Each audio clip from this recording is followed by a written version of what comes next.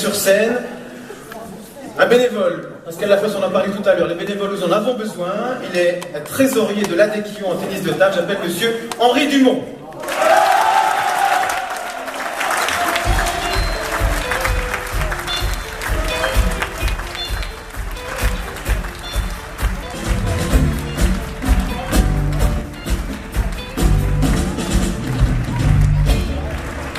Magnifique. Félicitations à vous, monsieur Dumont. Alors, j'ai donc participé au jury, comme j'ai dit tout à l'heure, et il paraît que vous détestez être mis à l'honneur. Désolé. C'est pas vraiment mon truc. On dit. Alors, comment avez-vous pris la nouvelle quand vous avez appris que vous alliez être mis à l'honneur ce soir? Et comment vous avez réagi? Mon président, qui doit être là, mais on ne voit pas très bien. Fabrice Villette, oui. Fabrice a reçu pas des félicitations. D'accord, il s'est fait engueuler. Il se fait engueuler. Mais ceci dit, expliquez-nous un peu. Vous êtes à l'ADECIO depuis presque toujours, finalement. Depuis, je pense que je m'occupe de ce club depuis 32 ans. 32 ans, en tant que trésorier? En tant que trésorier, je suis un peu passé par tous les stades, mais depuis 32 ans. On va demander au président, est-ce que les comptes du club se portent bien? Il n'en sait rien. Alors racontez-nous un petit peu, qu'est-ce qui vous pousse, après 32 ans, à continuer à vous investir pour votre club? La motivation, elle est là. Elle n'a pas d'autre chose. C'est, je pense, surtout tous ces gens, une aventure humaine, parce que je ne suis pas tout seul, hein, je suis là depuis 32 ans, effectivement.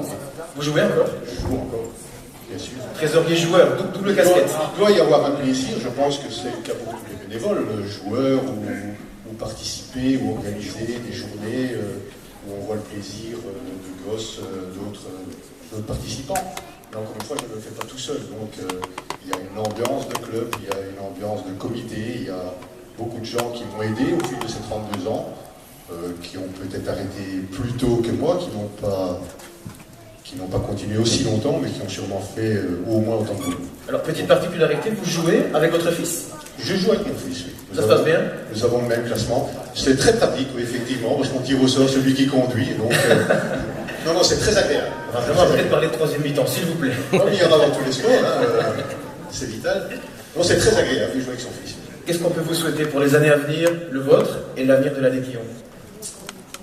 Le projet majeur, j'en connais un qui rigole là déjà, il est sur... Vous parlez d'homme à la cravate rouge? Oui, il est dans ma tête depuis 10 ou 15 ans. Il faut se rendre compte qu'on est un club de plus de 100 personnes, 15-16 équipes, et que sur une table de ping-pong, on n'a jamais que deux joueurs. Donc le grand projet, c'est une salle pour pouvoir décoller complètement. Et là, aujourd'hui, maintenant, on a vraiment un projet ficelé sur le site historique de l'ADEC, qui est aux mains de la ville maintenant, et donc c'est notre grand espoir et notre grand projet. On parle donc d'infrastructure. D'infrastructure, tout à fait. En tout cas, on vous souhaite le meilleur et félicitations à vous pour votre travail. Bravo à l'ADECIO.